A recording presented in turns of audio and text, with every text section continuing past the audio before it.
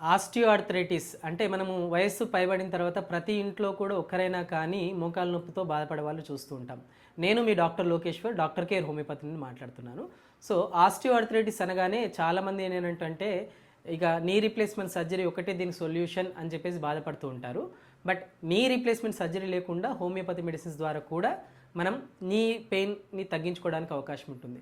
అసలు ఆస్టియోఆర్థరైటిస్ అంటే ఏంటి అని చూసినట్లయితే వయసు రీత్యా 45-50 దాటిన తర్వాత మన శరీరం లోపల ఉన్నటువంటి కాల్షియం కానీ విటమిన్ డి డెఫిషియన్సీ ఏర్పడడం వల్ల లేదా కాల్షియం డెఫిషియన్సీ ఏర్పడడం వల్ల మన శరీరంలో ఉన్నటువంటి మోకాళ్ళ లోపల కావచ్చు, హిప్ జాయింట్ లోపల కావచ్చు, నడుము లోపల కావచ్చు ఉన్నటువంటి ప్రతి జాయింట్ మధ్యలో కార్టిలేజెస్ అని ఉంటాయన్నమాట. సో ఈ కార్టిలేజ్ అరిగిపోవడం వల్ల వచ్చేటువంటి సమస్యని మనం ఆస్టియోఆర్థరైటిస్ అని చెప్పి చెప్తుంటాం. దీన్నే మనం డీజెనరేటివ్ ఆర్థరైటిస్ అని కూడా చెప్తూ ఉంటాం అనమాట. దీని గల ప్రధాన కారణాలు ఏంటంటే వయస్సు ఒకటైతే మనం తీసుకున్నటువంటి ఆహారం అనమాట. కాల్షియం ఉన్నటువంటి ఆహార పదార్థాలు ఎక్కువగా తీసుకోకపోవడం వల్ల, దాంతోపాటు శరీర బరువు ఎక్కువగా ఉన్నప్పుడు మోకాళ్ళ లోపల అరుగుదల అనేది త్వరగా రావడానికి అవకాశం ఉంటుంది. అయితే ఎక్కువ శరీర బరువు ఉన్నప్పుడు ఏం చేయాలంటే 40 దాటక ముందుకే 35 నుండి 40 ఏజ్ గ్రూప్ వస్తున్నప్పుడే శరీర బరువు మెల్లగా తగ్గించుకోవడానికి ప్రయత్నం చేస్తూ ఉండాలన్నమాట. సో 45 దాటినాయి, ఆల్రెడీ మోకాలు నొప్పులు వచ్చినాయి అని అన్నప్పుడు ఇంకా అందరు ఏమనుకుంటారంటే ఇక సర్జరీ ఒకటే సొల్యూషన్ అని చెప్పేసి బాధపడుతుంటారు. బట్ ఆస్టియోఆర్థరైటిస్ లోపల కూడా గ్రేడ్స్ ఉంటాయి అన్నమాట, స్టేజెస్ ఉంటాయి. First stage, second stage, third stage and fourth stage అని 4 రకాలుగా ఉంటాయి అన్నమాట. సో ఫస్ట్ స్టేజ్కి వచ్చేసరికి ఏమవుతుందంటే మోకాళ్ళ లోపల అప్పుడప్పుడే నొప్పి అనేది మొదలవడం అనేది ఫస్ట్ స్టేజ్లో గుర్తించేటువంటి లక్షణం అనమాట. దీని లోపల ఏంటంటే కొంచెం నడిచినా కానీ, కొంచెం ప్రయాణాలు చేసినా కానీ మోకాళ్ళ లోపల నొప్పులు అనేది రావడం అనేది ఫస్ట్ స్టేజ్లో వచ్చేటువంటి లక్షణం.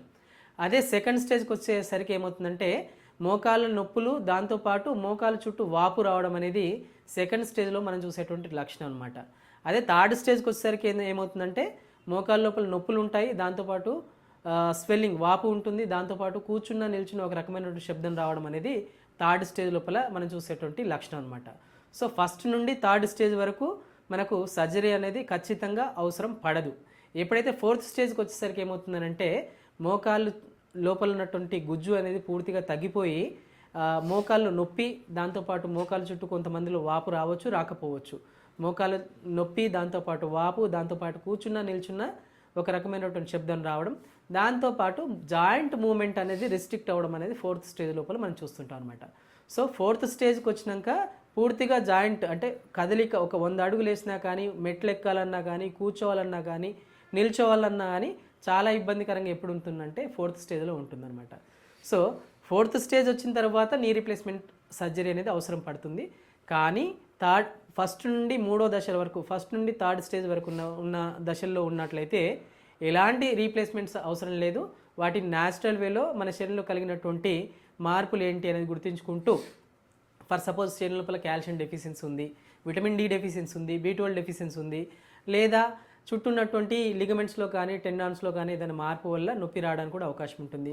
కొన్ని సందర్భాల లోపల సైనోవైటిస్ అని అంటే జాయింట్లో మధ్యలో ఉన్నటువంటి గుజ్జులో కానీ వాటికి సంబంధించినటువంటి ఇన్ఫెక్షన్స్ వల్ల కూడా మనకు మోకాళ్ళ లోపల నొప్పి రావడానికి అవకాశం ఉంటుంది. అన్నీ అంటే ఎప్పుడైనా మోకాల్లో నొప్పి వచ్చిందనంటే అది అరుగుదల వల్ల మాత్రమే కాదు, వయసు రీత్యా 40 దాటిన వాళ్ళు కూడా, కొంతమందిలో 50-60 సంవత్సరాలు దాటిన వాళ్ళకు కూడా అరుగుదల అనేది ఉండదు.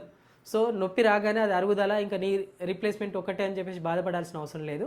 ఫస్ట్ ఎన్ని రోజులుగా వస్తుంది, ఆ ప్రాబ్లం ఏంటి అనేది ప్రాపర్ వేలో ఒక చిన్న సింపుల్ ఎక్స్రే ద్వారా కూడా మనం అది అరుగుదల వల్ల వస్తుందా లేదా ఇంకేదైనా ప్రాబ్లం వల్ల వస్తుందని మనం గుర్తించడానికి అవకాశం ఉంటుందన్నమాట.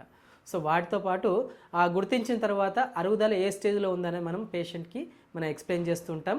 సో ఎక్స్ప్లెయిన్ చేసిన తర్వాత ఒకవేళ ఫోర్త్ స్టేజ్లో ఉన్నా కూడా కొంతమంది ఏంటంటే నీ రీప్లేస్మెంట్ సర్జరీ అని అంటే 70-75 సంవత్సరాల తర్వాత, 80 సంవత్సరాల తర్వాత ఇక ఈ వయసులో ఇప్పుడు రీప్లేస్మెంట్ సర్జరీ అవసరమా అని చెప్పేసి కొంతమంది సర్జరీని అవాయిడ్ చేయాలని కూడా అనుకుంటారు. సో అలాంటి వాళ్ళకు కూడా హోమియోపతి లోపల, హోమియో వైద్య విధానం లోపల డాక్టర్ కేర్ హోమియోపతిలో మంచి మెడిసిన్స్ ఉంటాయండి. అంటే అరిగిపోయిన ఎముకను తిరిగి రావడం అనేది ఎక్కడ కూడా జరగదు.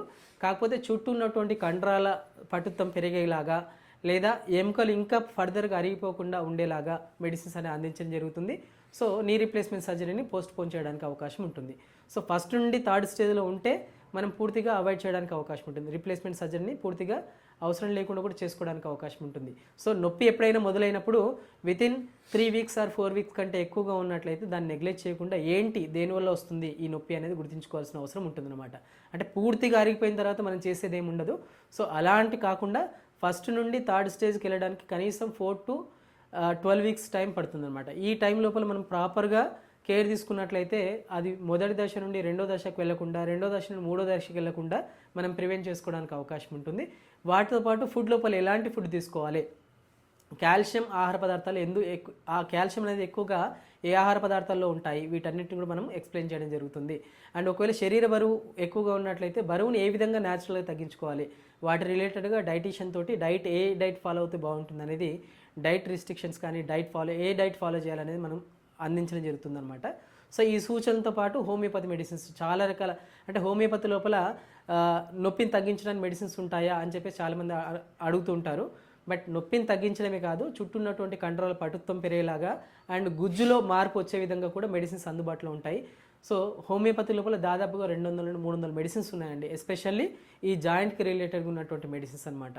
సో వాటి లోపల ప్రధానంగా రస్టాక్స్ కావచ్చు, ఆర్నికా కావచ్చు, ఇవి టెంపరీగా పెయిన్ రిలీఫ్ కోసం వాడేటువంటి మెడిసిన్స్. కొంతమంది ఏం చేస్తుంటారంటే ఈ పెయిన్కి రిలేటెడ్గా, అంటే హోమియోపతి మెడిసిన్స్ ఈ మధ్యలో ఎప్పుడు ఎక్కువ చూస్తున్నాం, చాట్ జీపీటీలో చూసి ఈ మెడిసిన్స్ వాడుకుంటే తగ్గిపోతుంది అని చెప్పేసి అనుకుంటుంటారు.